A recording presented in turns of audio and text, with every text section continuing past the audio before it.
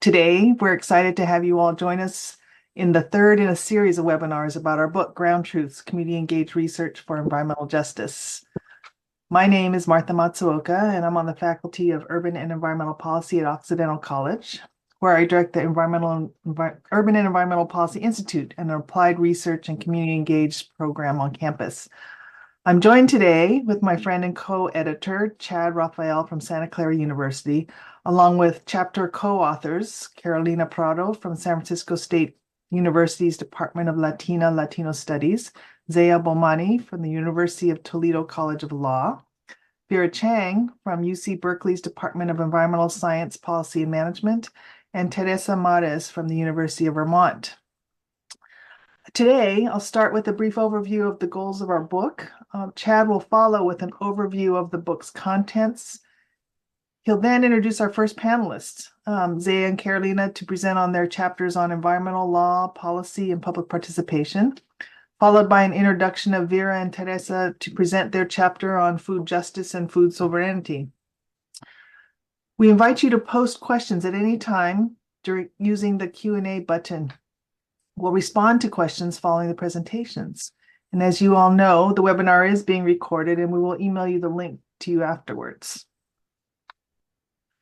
Chad and I had four overarching goals for this book. The first was to create a volume focused specifically on community engaged research for environmental justice. We knew that there were many excellent books on community engaged research and also about EJ already written, but there was no single volume that synthesized the CER approach for EJ. We also knew we wanted to focus on our primary audience of professional researchers in academia, government, advocacy organizations, some of whom work or have worked as researchers in community organizations and with community partners. It was a particular audience, but we knew that there were excellent resources available that had been written by community partners for a community level audience, and our role was to speak to the professional researchers to do more and to do better. Secondly, we wanted to demonstrate how CER advances environmental justice by centering local knowledge, by building truth from the ground up, by producing actionable data that can influence decisions, and transforming researchers' relationships to communities for equity and mutual benefit. Our third goal was to establish a justice framework on how CER and EJ align on concepts of justice and how these concepts apply in various fields of urban planning, public health, conservation, law and policy, community economic development, and food justice and sovereignty, two of which you'll hear today. Our fourth goal was to involve multiple perspectives and fields. Chad and I each brought our own experiences and disciplinary perspectives to the book project, and we recognize that knowledge is situated in our individual perspectives and experience, and also produced through relations with others, because anyone can contribute to research, but none can produce it alone. We knew that we needed additional perspectives beyond our own and more collective authorship. So we reached out to early career Black, Indigenous, and scholars of color who are doing CER in their respective fields.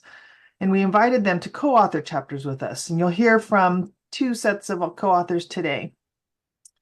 Also to note, we also wanted to make the book available as widely as possible and as accessible as possible. And we opted for an ebook downloadable for free. And the QR codes will be coming shortly, so you can do that. I'll turn it over now to Chad to dive into the book's contents. Thanks, Martha. I appreciate it. And I'm just so grateful to have had the opportunity to work with you and with all the co-authors on this book. Very briefly, the part one of the book establishes the foundations by defining and describing the development of environmental justice and community engaged research and showing why they're especially well suited to each other. It also offers a current summary of the major literature on both topics. And we introduce a framework that's used throughout the book, focused on how researcher community collaborations can advance four dimensions of justice common to community engaged research and environmental justice. Part two of the book addresses how community engaged researchers can collaborate with community partners to co-construct knowledge about environmental justice. So chapter 3 summarizes the preparatory work and the self-analysis that outside researchers need to do before partnering with EJ communities to address power imbalances and bridge differences. Chapter 4 talks about how researchers and community partners address power relations in each of the major stages and elements of community-engaged research. Chapter 5 addresses the barriers to conducting this kind of research within higher education and how they might be dismantled. Part 3 explores the ways that community-engaged research has been applied to EJ across a variety of disciplines. Each chapter presents an overview of community-engaged research in this domain, some exemplary case studies, and some directions for future research. And you're going to hear about 2 of those chapters today. Again, as we present, you hear about the presentations, please do post any questions that you have to the Q&A button throughout, and we'll respond to those questions after the presentations. So today you'll hear about 2 chapters, one focusing on community-engaged research for environmental justice, law, and policy and public participation. Carolina and Zsea will be presenting that, and then Vera and Teresa will go ahead and present their chapter on food justice and food sovereignty. Just want to get a chance to briefly introduce the presenters. Carolina Prado is an assistant professor at San Francisco State University's Department of Latina and Latino Studies. She works at the intersection of community-based research, environmental justice, and border studies. As a first-generation queer Chicana, she believes that her struggles for social and environmental justice should create an impact on both sides of the border. Her current work uses environmental justice mapping indices in the US as a guide to creating a spatial analysis of environmental inequality in the border city of Tijuana, Mexico. Zsea Bowmani is an assistant professor at University of Toledo College of Law. He's a legal scholar and a civil rights attorney working at the intersections of environment, race, gender, sexual orientation, human rights, and law. He teaches constitutional law, property law, environmental law, and environmental justice. His current research investigates how Black queer feminist ecology can shape more equitable environmental laws and policies and climate change responses. Vera Chang is a National Science Foundation Fellow, Institute for Research on Labor and Employment Dissertation Fellow, and a doctoral candidate at the University of California's Berkeley Department, the University of California, Berkeley's Department of Environmental Science, Policy, and Management. Vera's scholarship blends public community-engaged research with photojournalism at the intersection of global supply chains, human rights, and food systems. And Teresa Mares is an associate professor of anthropology and director for the graduate program in food systems at the University of Vermont. Dr. Mares' research focuses on the labor in the food system, food security and food sovereignty, and migration from Latin America. She engages with theories and concepts of citizenships and borders, identities and foodways, and contemporary social movements. And you can see links to their full bios in the registration form for this webinar. So I'm going to go ahead and stop sharing my screen and invite Carolina and Zsea to go ahead and unmute and turn their video on and share their screens.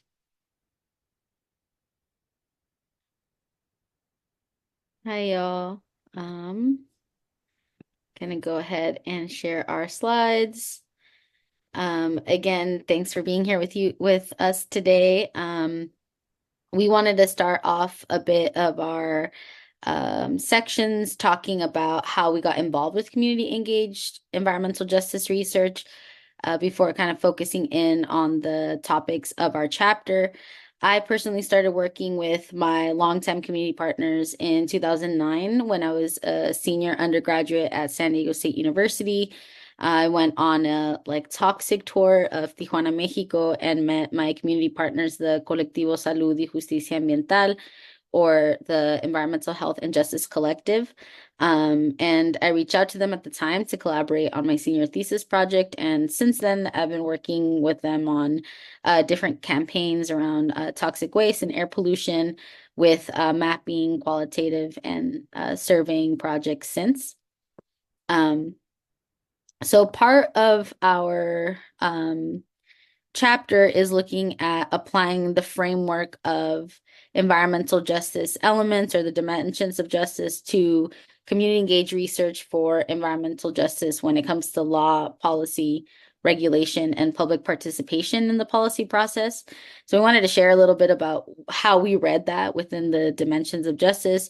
So when it comes to distributive justice, or who ought to get what, we focused on looking at how community engaged research can build community capacity to document the distributive injustices or the disproportionate environmental risks, as well as like access to environmental goods as well in environmental justice communities.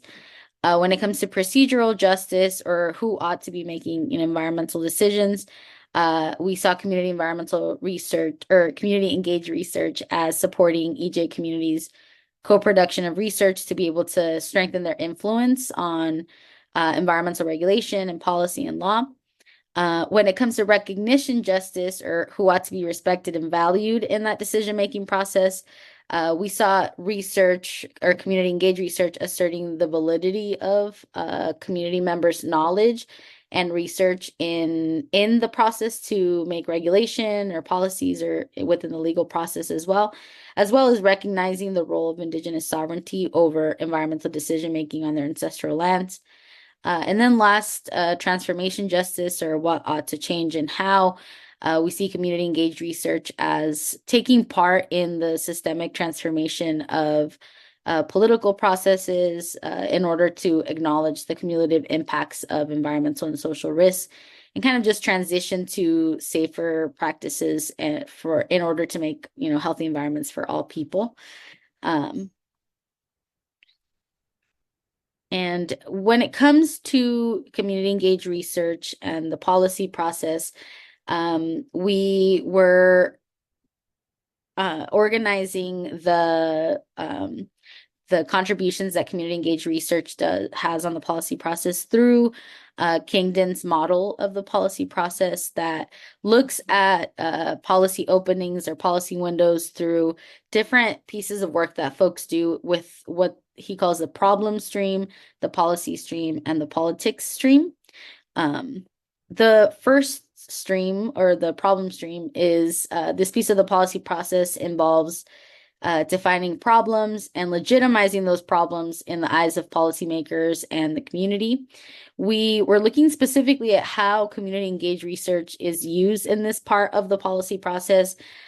Three of the ways that we see, one of them is that community engaged research can help make problems visible through research by enlisting community members in defining and documenting environmental hazards and environmental injustices, and producing knowledge that can be used for decision makers to act.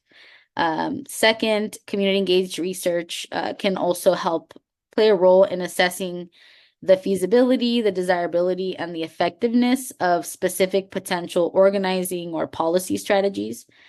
And then also the data or the outcomes from community engaged research can be used as an entry point to gain legitimacy in the policy process, so that community environmental justice activists can come, with something to bring to public comments, for using the secure meetings with elected officials to discuss those problems, and also using that data to identify potential policy remedies. The second kind of part of the policy process in this model is the policy stream, which is looking at politically viable solutions to problems that are proposed, discussed, and selected. Proposals aim to mobilize also public opinion with this in order to kind of gain public official support. And also this part of the policy process, of course, like the other ones, are involving the social relationships in which these proposals are embedded, including, the elected officials, the environmental justice activists, and also the general community of specialists that surround different policy topics.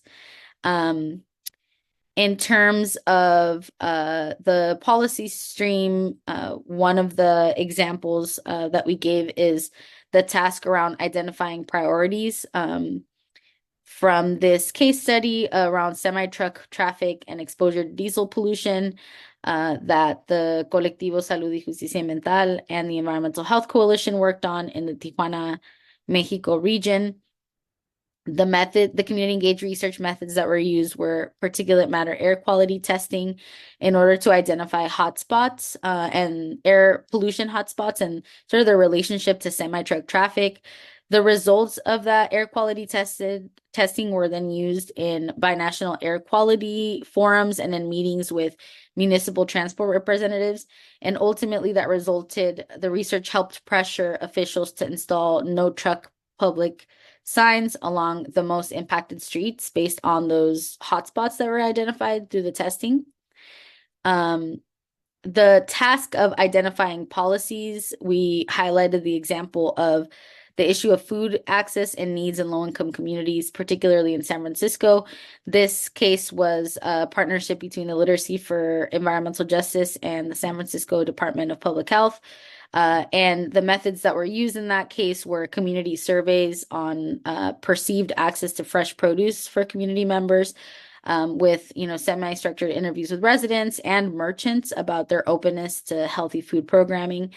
And the application of that research was informing the collaboration between the city supervisor and 4 city departments within the city of San Francisco on a new program that was then implemented. It's called the Good Neighbor Program.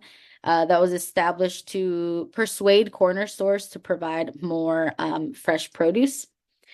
And then the last case that we highlighted in this was the role of increasing inclusion in policymaking through the issue of Indigenous children's exposure to lead contaminated soil, through the partnership, the Teal Partnership, where there are blood lead screenings and caregiver interviews before and after an intervention. And that data was used to engage with the governor's task force on Tar Creek, and as well as individual tribal governments and the Indian Health Service. And the outcomes of applying that research was helping design a program for mandatory blood lead screening and parental notification, as well as putting pressure on new regulation on mine tailings containment or containing those tailings. Our third stream that we focused on is or part of the policy process called the politics stream, which is focusing on winning passage of policy changes, which many times can require groups, environmental justice groups, to mobilize public opinion, garner support from other social movement actors, influence policymakers, and sometimes also engage in electoral politics. The case study we highlighted here was from We Act for Environmental Justice that enlisted epidemiologists from Columbia University's Center for Children's Environmental Health to design a study where they trained youth to measure street level concentrations of diesel particulates using air monitors that they had clipped to their backpacks. They also taught kids to do truck counts, right, where they were counting the number of buses, trucks, cars, and pedestrians that pass through busy intersections. The data that came from this project showed that the particulate emissions were significantly higher than the recommended limits set by the US EPA, and provided some of the kind of core evidence that traced particulate exposure to bus exhaust. And so they mobilized public opinion by creating health workshops for Harlem residents and an ad campaign on the city bus shelters where folks wait for the bus. And the policy impact of that mobilization was to increase public awareness and support that helped shift public transportation to cleaner fuels, as you all saw in the picture before this slide. And another way We Act employed community engaged research in their politics stream strategy was to garner support from other social movement actors by enlisting the Northeast Environmental Justice Network and other actors in order to provide expert testimony to policymakers. And that testimony influenced the policymakers' understanding of diesel exhaust health impacts. So we see how community engaged research is used at different levels of the policy process to be able to push forward policy changes. And now I'm gonna pass it along to my co-panelist, Zsea. Great, thank you so much, Carolina.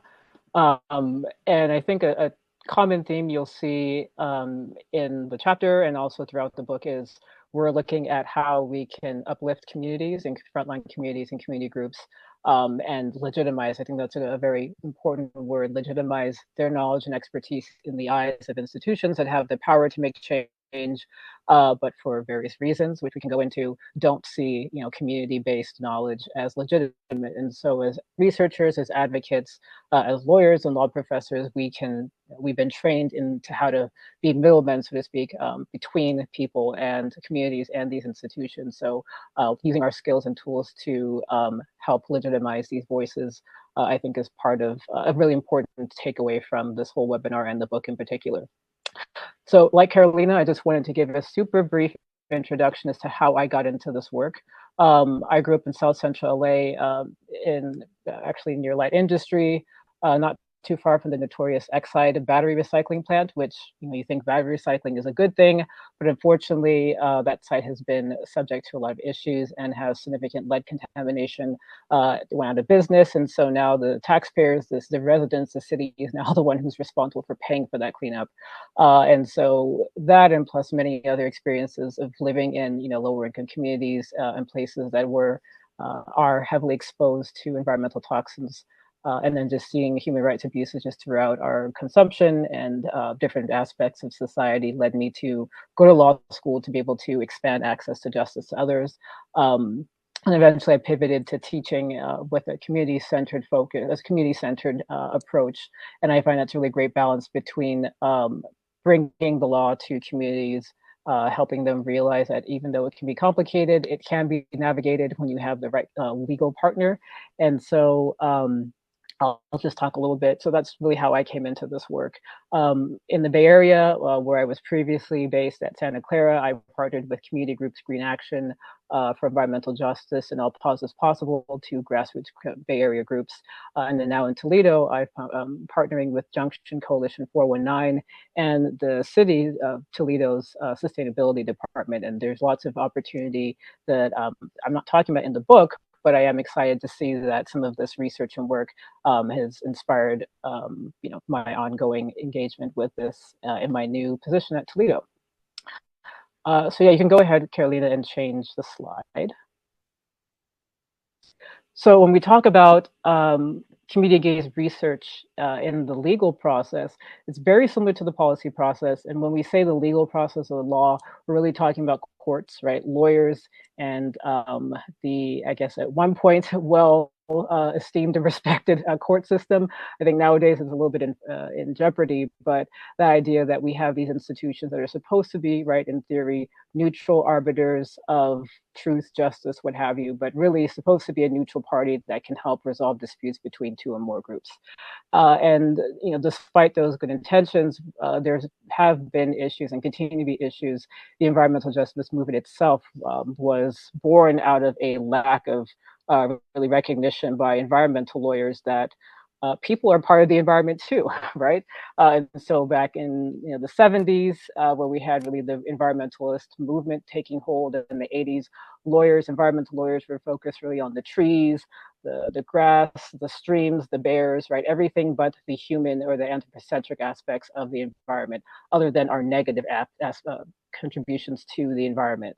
And so the EJ movement, as the textbook talks about, or the book talks about, really was born in response to that. And so similarly, environmental justice lawyering evolved from poverty law, which also evolved as a response to the traditional form of lawyering, where, and here you can see in this chart, traditional lawyering is really lawyer focused. It's, I'm the lawyer, I'm the expert, I'm the smart one in the room, and you, client, tell me what your issue is. I'll find the solution and I'll do it and come back to you and say, yay, we did it, or sorry, we're going to need to advance to the next court or what have you.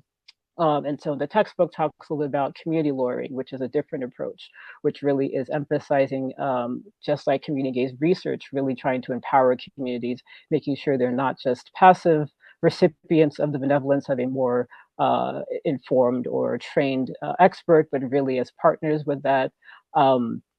The lawyer, right, looks to communities and recognizes community expertise and knowledge and tries to integrate that into the broader picture and looking at the legal strategy. And then even the way of framing problems when it comes to traditional lawyering, the traditional lawyer-client relationship is, right, professional lawyer, client who's paying the lawyer, or the lawyer is working for pro bono or free. Even the language of lawyers tend to be very distancing, right? So we tend to use language and words that are not necessarily intuitive to community members. So community lawyering tries to move away from that, right? Tries to use language that makes sense to the community groups that they're representing and talking to, and also make sure that even if on paper there is a single legal client that the lawyer is responding to, right, in courtrooms, you can only have so many people packed into a room at one time. You can only have so many people mentioned as parties. And it's really disempowering for communities when they have to often go through the legal process. So as a lawyer, community engaged lawyer, we have to be mindful that while on paper we have a single client or a few clients, we're really accountable to the whole community. And also making sure we don't essentialize or think of the community as a monolith, right? We always will have, even when we're dealing with smaller communities, there'll be a variety of opinions and differences. And so as lawyers, as legal professionals, taking into account who we're being responsive to, making sure, as the legal system often does, try to pit, groups against each other or choose winners and losers, making sure you maintain that delicate balance of everybody is in this together and everyone is accountable. And strategies are co-created by the community and client, right? The community, the attorney, and the client in consultation with the broader community, again, to make sure that there is accountability and that whatever strategy or decision is going to be responsive to the actual needs. Rather than going into every single part of the book, I would like to continue my talk about this portion of the book chapter in slightly more broader strokes, really just to give you some teasers and really to help you think about some of my concerns when I think about using the law in environmental justice, community engaged environmental justice research. Like the policy process, engaging with the legal system has several downsides. I mentioned the traditional lawyer versus community lawyering approach. Courtrooms are very disempowering, as I mentioned. They're expensive, right? Hiring attorneys are expensive. So we came up with this whole term called pro bono in order to help people who otherwise couldn't afford attorneys to get access to the legal system. But there's certainly not enough attorneys who do pro bono work. And in addition to that, the law requires very siloed, isolated issues to be brought before the court, when, as we know, social environmental issues are usually very complex, complicated, and interwoven, and not easily translated into discrete legal issues. So that's another place where we see sort of disempowerment and maybe some skepticism of community groups and willing to engage in the legal process. And then, of course, there's just an overall distrust of the legal system. Oftentimes, the law tends to side with entities and organizations that have more financial and social and political clout. And that could be because of ethical or unethical reasons. But if you have more money, right, you have more opportunity to hire more lawyers who can find the perfect argument, who can get all the evidence they need. And on the other side, you have a poor community group that is struggling to breathe, quite literally, right, doesn't have funds to make ends meet, let alone to hire a fancy, high-powered lawyer to represent them in court. So all of these are issues that when dealing with just the legal system, community groups have to be aware of. And then community lawyers or environmental justice lawyers have to be mindful of. And I think you can change the slide. Okay, so I'll talk a little bit about these two pictures, but right before that, just want to give you a few questions or thoughts that the late Luke Cole, who was a pioneer in environmental lawyering and poverty lawyering, which is the idea of the lawyers are embedded in the community rather than being in a fancy downtown law firm where they expect people to come to them. Community engaged lawyering and community-based lawyering and poverty lawyering tend to center their places of work in the communities themselves, or if not in them, close enough that they know what's going on both socially, politically, and environmentally, so that they're essentially part of the community. And so the late Luke Cole had said, when evaluating any legal strategy or tactic, right, community lawyers really need to ask whether this tactic is going to educate people, right, including the community members, policymakers, the public, and the lawyers themselves. Will it build the EJ movement? So if it's going to be something that's a Pyrrhic victory. It's great for this one issue, but then it overall creates horrible precedent, right? That's something that a lawyer has to be mindful of, and probably, if they're truly engaged in environmental justice, will pivot away from those kinds of short-term checkbox victories. And then finally, does it address the cause rather than the symptoms of the problem? And so working through those questions can develop environmental justice strategies that include legal, going to court, as well as non-legal tactics such as direct action.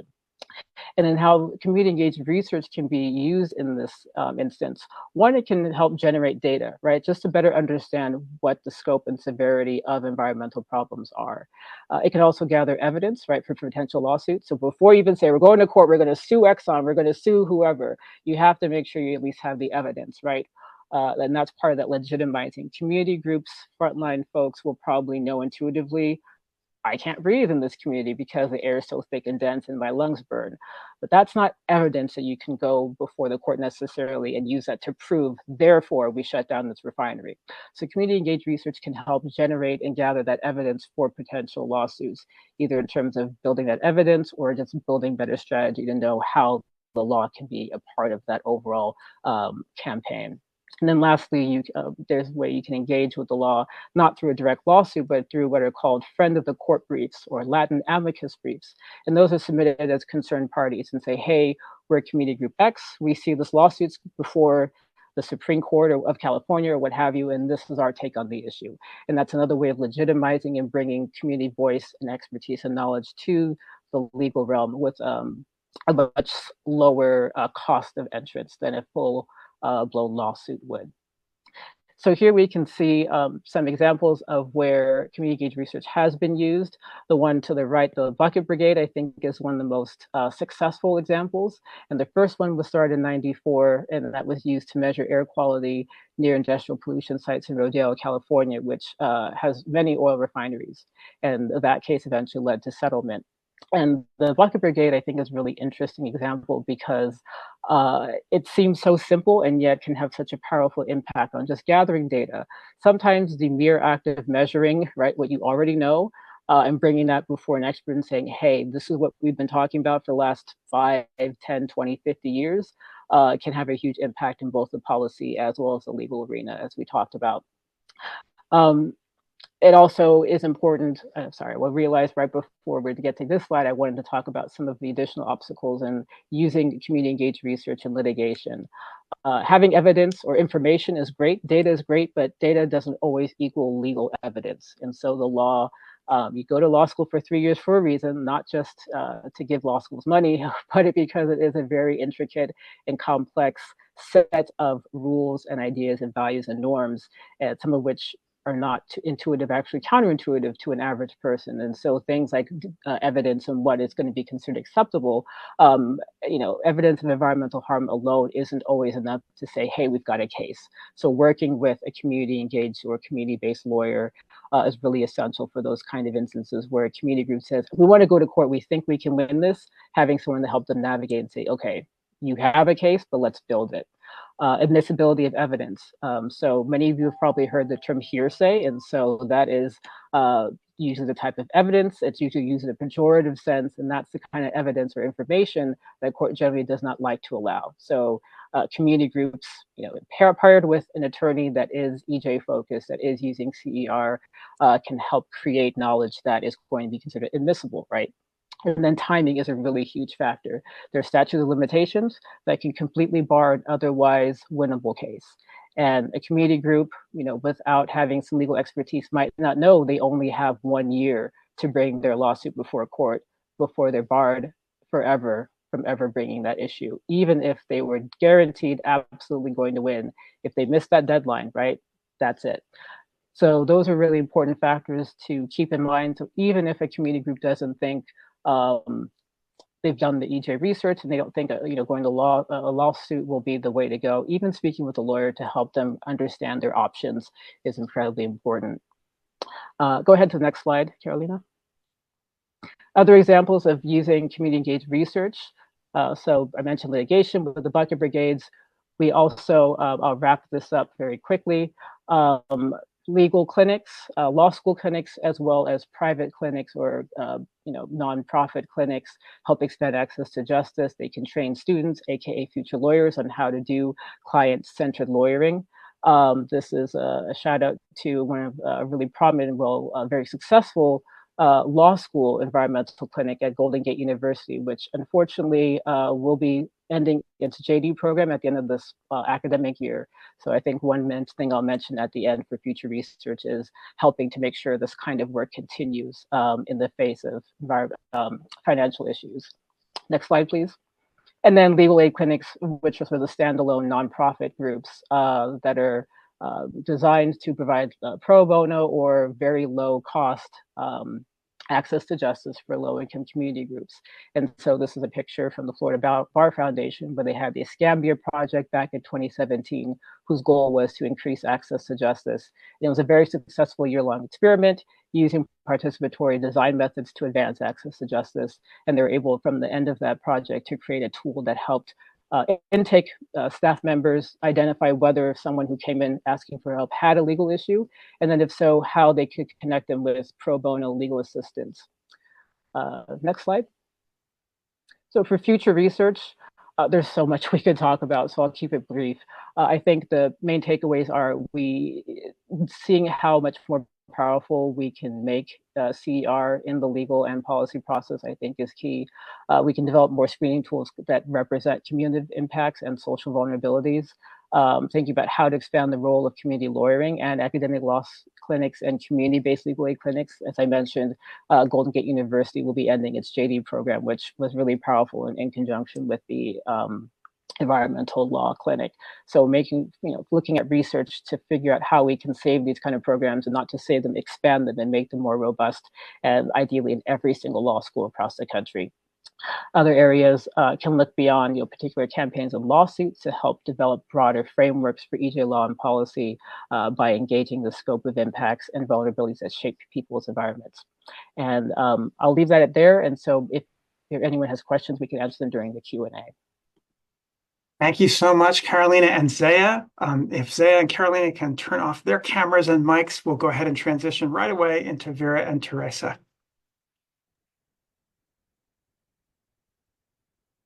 Thank you all for the wonderful talks and introductions, and it's great to be here with you all. And it's an honor to be co-presenting this chapter with mentor and friend Teresa Mares, as well as with Chad Raphael and Martha Matsuoka. And thanks to the three of them for inviting me to join them on this journey. And it's great to present alongside Zsea and Carolina. Carolina is my former classmate at Berkeley, and yeah, you're doing such powerful work. So Teresa and my talk connects with Zsea and Carolina's by talking about how community engaged research advances justice in another area, and that is in the food system.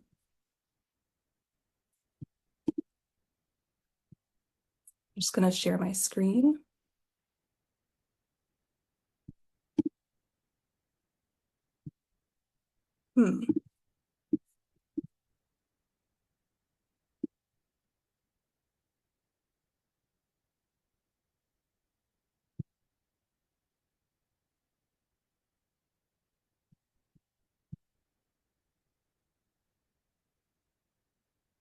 Okay, are you able to see the presentation now? Looks great. Okay, thank you. Okay, so here's what we'll discuss. I'll give an introduction to our book chapter. Then Teresa and I will each share an example of community engaged research that we've worked on. I'll discuss my community research on farm worker rights, and Teresa will discuss her community research on food security and food sovereignty. And then Teresa will wrap up with future directions. I want to start by grounding in the food justice and sovereignty movements. So these movements have different origins. Zsea really eloquently described the origins of the environmental justice movement. So the food justice movement really emerged out of this. And the food sovereignty movement really emerged within peasant struggles of the global South. While food justice focuses on making structural changes to address the root causes of inequality, food sovereignty focuses on gaining control of food systems. And obviously the knowledge that I'm sharing here is very reductive and partial, but within these frameworks, we see that both food justice and food sovereignty pushes for equitable and dignified relationships between people, food, and land through decolonizing, feminist, and anti-racist approaches. This is an image from the Real Food Challenge that this is a student-led food justice group, and the chart illustrates the diversity of issues that connect with food systems. So everything from food chain workers and minority farmers to soil, water, and seed issues, climate change, affordability, food access, policies and economics. And these are all issues about fairness and control. In our chapter, we argue that community-engaged research has played an important political, strategic, and imaginative roles in resisting food injustices, recognizing multiple forms of agricultural, labor, and other food systems knowledge, and building more equitable and sovereign food systems.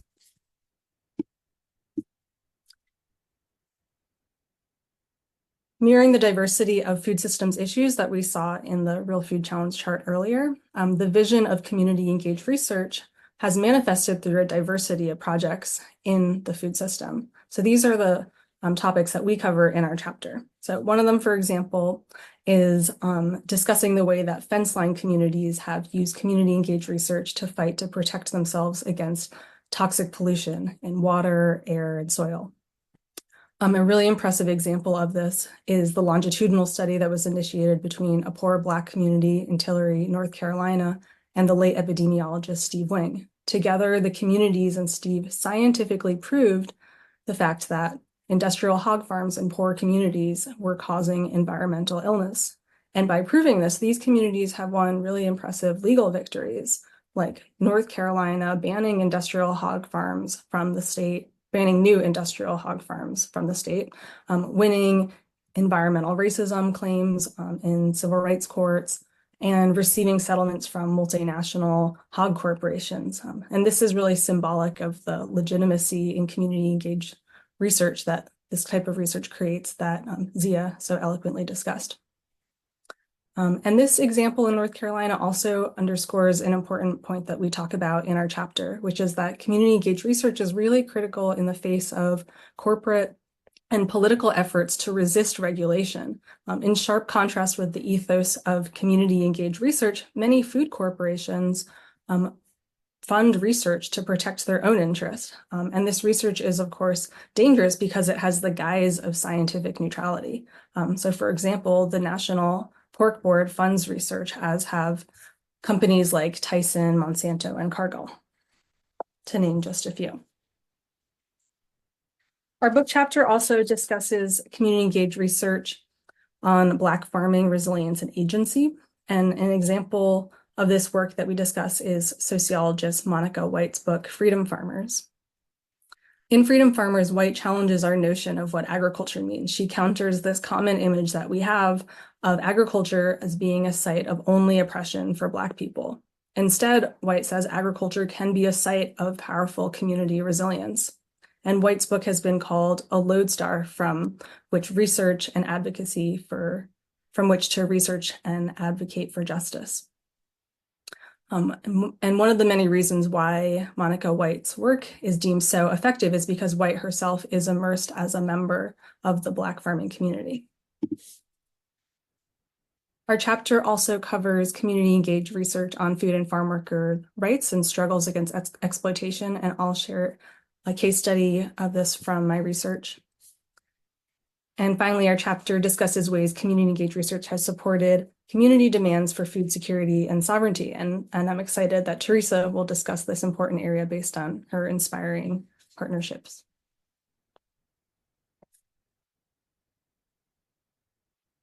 So my experience with community-engaged research began with this report, the Inventory of Farm Worker Issues and Protections. This is a 65-page catalog of conditions that face crop farm workers in the United States. The inventory was the product of a very unique partnership arrangement between the subsidiary of the largest food service company in the United States, where I was a fellow, and the company's largest farm workers union. The United Farm Workers of America provided project direction, while Bon Appetit contributed the majority of data collection, research, and writing. Because the United Farm Workers was on the ground with workers themselves, it was important that they actually led the project. And whereas Bon Appetit, on the other hand, was in the position of being able to fund and provide labor for the project. That is because as food service, it has considerably more resources than the union. So the project was born because the United Farm Workers said that their advocacy needed a comprehensive body of literature to support its claims about farm workers' poor conditions. The United Farm Workers pointed out that the absence of data on farm worker conditions created this false sense to the public and to lawmakers that farm workers weren't experiencing any problems. However, the opposite is actually true, and the inventory would prove this.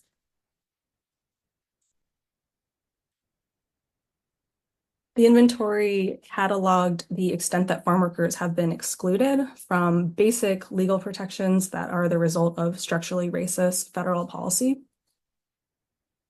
The inventory chronicled the multiplicity of issues that farm workers face. And farm workers' poor conditions have been created in part by the lack of regulation of the few existing protections that farm workers have.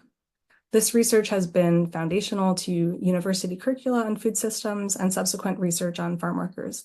In my case, the inventory inspired me on my trajectory that has since blended investigative reporting with solutions-oriented community-engaged research on the ground with farm workers. And I'll now turn it over to Teresa to discuss her community-engaged research on food security and food sovereignty. Great. Thanks so much, Vera. And I'll just echo, it's such a nice way to spend a Friday afternoon. I'm here on the East Coast with a lot of people that are on the West Coast a little earlier in the day. And actually, before I knew Vera in person, I had known that report that was authored between the UFW and Bon Appetit, and was so thrilled to hear about her role in doing that research. So I'm going to focus in on another case study that we cover in the chapter, which is linked to a much broader issue that I think we see across the United States, across the world, really, where those workers who are providing food that are ensuring food security for others are often facing really significant issues of hunger and food insecurity themselves. And what we know is that in the United States, farm workers experience food insecurity for a variety of reasons linked to poverty, language barriers, rural isolation, fear of going shopping because of fear of either being detained or deported, as well as working often really long hours that make it difficult to access food. And while there's a lot of research on farm worker food insecurity, a lot of that has been done with more seasonal worker populations, and often in places where there's longer histories of migration and longer histories of farm worker settlement. Places along the U.S.-Mexico border, in California, so on and so forth. And so I think one of the other things when we look at this body of research is that oftentimes this research documents the food insecurity, but doesn't necessarily connect as well with efforts to address some of those food insecurities. So I'll share a little bit more about some of the work that we've done here in Vermont. Thanks, Vera. So when we look at Vermont, it's a strange place in a lot of ways. It's also a really interesting place to look at border issues. And I love that in this webinar, we're kind of going from border to border, from the southern border to the northern US border. When we're looking at the experiences of farm workers here in the state of Vermont, where I live and work, this is a case study that we present in the chapter.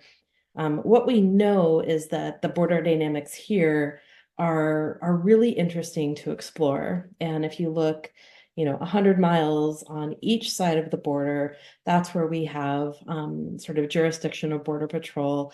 It means that for undocumented workers in those zones, there can be a lot of fear of being in public, of accessing basic needs, of doing a lot of things sort of that many of us might take for granted. In Vermont, what that means is there's about 1,000 to 1,200 farm workers in the dairy industry. Most of the Latinx farm workers that we see in our state are working in the dairy industry. And if that map is, helps us kind of explain this, many of those workers are within that 100-mile zone, meaning that sort of the experience of maybe in the post-traumatic stress of crossing the US-Mexico border is then kind of paralleled by this experience of living and working so close to the US-Canada border. So the project started not as a research project, this project called Huertas, which was a UVM extension project that started out in kind of an informal way to address what many public health professionals and extension workers were seeing about really compromised access for farm workers in the state to especially fresh and culturally appropriate foods. And this project kind of started out in an informal way, distributing a few extra plant starts to, some of the 1,000 to 1,200 farm workers that we have in the state, and working with farm workers to build and maintain some small kitchen gardens close to their places of work and often the places where they're living. Many farm workers are living and working at dairies, the same place.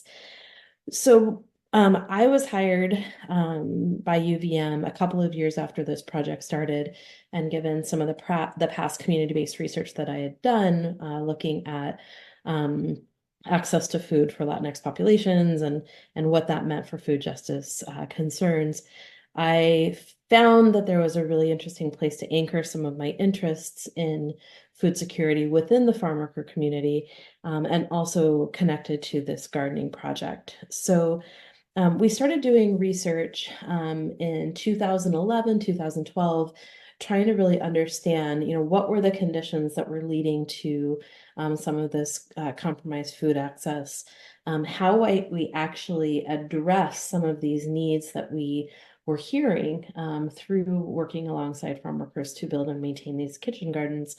And how can we also involve students in this work? And that's been a really rewarding place to connect our students at UVM, University of Vermont, with the community as well. Barry, you can go on to the next slide, please. So alongside doing this gardening, I did my own research on food security. And what we know is that much of food security at the national level, pretty much any data that we see about food insecurity is based on this one survey called the USDA Household Food Security Survey Module. And while that survey tool has been tested and translated and used in so many ways, what we realized through doing this community engaged research, where we were doing food security surveys with gardeners, with non-gardeners, is that tool is actually really not appropriate for this community. And that this tool that is, again, one of the most widespread tools, is used to really understandably, access to food and access to money, but doesn't really go beyond that and doesn't go into some of the other realities of why people can't access food or what kinds of foods might be really missing from their diets. And so this community engaged component really came about in some of the qualitative work that I did alongside some of our interns for the Worth Us project and other student research assistants. And what we did is realize that there was a lot more going on.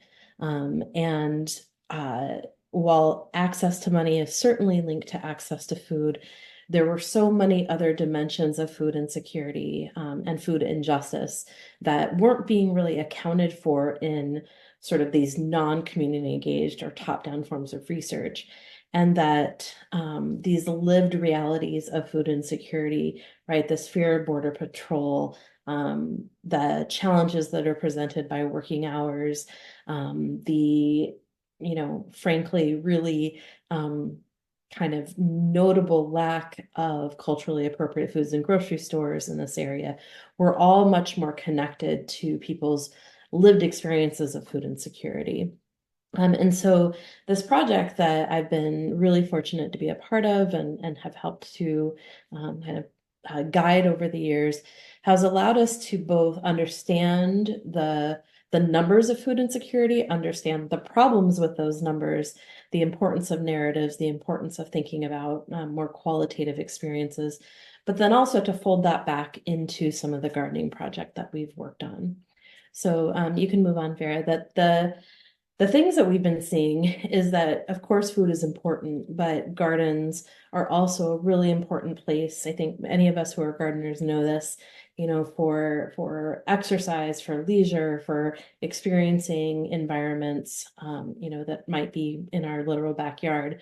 And that through this community engaged research, we've seen that these gardens both, of course, cultivate food, although we have a really short growing season. We also are cultivating a whole other set of outcomes. And I think that that's really key. So we wrap up this chapter by talking about new directives for research. And it was such a great opportunity for us to think about what is all this really amazing community engaged research in food justice and food sovereignty.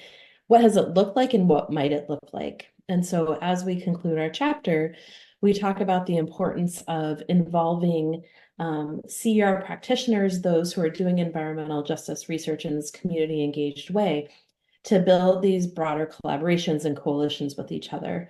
So in the chapter, we talk about the Agroecology Research Action Collective and the work that they engage of building communities of practice across community engaged researchers. And that's something that has been really inspiring to us. We also emphasize in this chapter, and this is where some of Vera's more recent work that she's done connected with the Coalition of Immokalee Workers, is to not limit ourselves to documenting food injustice, but to then really think about how do we shape policy, how do we develop findings that are legible and understandable to broader audiences with the goal of addressing those food injustices. And I think this is a really exciting area where researchers can and should involve our students in doing research on food issues. And we cite some work by Goldberg and Minkoff-Stern, where they find that doing this community engaged research can really shift students' perspectives beyond, the sort of like vote with your fork idea, beyond this consumer-based entry, to really think about, workers' perspectives on the food system and some of the labor issues that are really important for us to consider.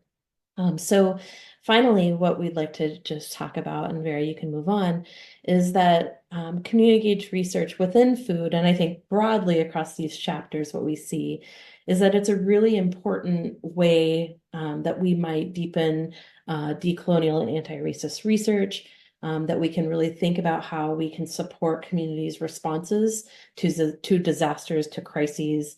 We see, a lot of that across the past few years, in particular around food access and food security, as well as really think about how do we work to both acknowledge the colonial legacies that many of our institutions are firmly embedded within, thinking about the land grant system, thinking about that history, and how can we actually move towards a more restorative justice approach to repairing and healing those relationships between institutions, BIPOC communities, and the food system. And so, again, it was a real treat to work on this project and to learn so much alongside all of the co-authors in this volume, and such a great opportunity not only to be involved with this project, but to see that it is now open access, right? And that it's hopefully going to be widely read and widely connected to by not only students, but faculty and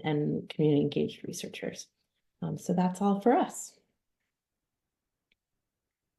Thank you so much, Teresa and Vera and Zsea and Carolina, for your presentations. It's been such a pleasure and a privilege to work with all of you in shepherding this work. Because I'm not seeing any questions in the Q&A and being mindful of people's time, I want to let people know that I'm going to email out the link to this recording to everybody who registered later today. And if you'd like to connect with any of the panelists and follow up with them over email, I would be most happy to connect you with them. So we'll definitely do that, and I encourage you to connect with them. Also want to just let you know that we have our final webinar based on the book coming up on March 7th. That one will focus on community engaged research for community economic development and urban planning. So we encourage you to register for that webinar. If you haven't already, you can use the same registration links and QR codes that you used to register for this one. And of course, the book is available open access online for you to dip into at any point. So again, feel free to respond to my email that you'll get later today, letting me know if you'd like to connect with any of our presenters today. I would be more than happy to connect you with them so that you can follow up and discuss these issues in more detail. Thanks again, everybody. Really appreciate your making time to present this information and to tune into this webinar today.